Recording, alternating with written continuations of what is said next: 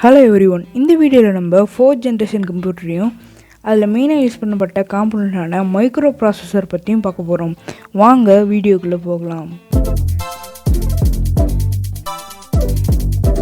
4th generation கம்ப்யூட்டரை நம்ம 1971 இப்போ வரைக்கும் யூஸ் பண்ணிகிட்ருக்கோம். இனிமேலும் யூஸ் பண்ணுறதுக்கான வாய்ப்புகள் நிறையவே இருக்குது.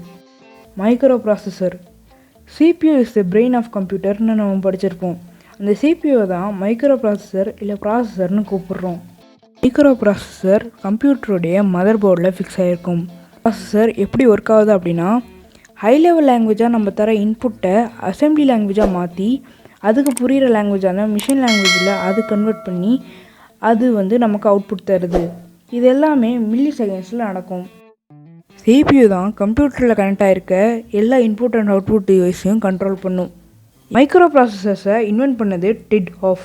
4th ஜென்ரேஷன் கம்ப்யூட்டரோடைய அட்வான்டேஜஸ் அண்ட் டிஸ்அட்வான்டேஜஸை பார்க்கலாம்.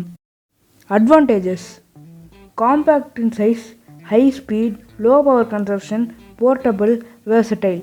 இதெல்லாம் தான் advantages of 4th generation computer. Disadvantages: heating issue and high cost. இதுதான் இந்த வீடியோ. பாய்.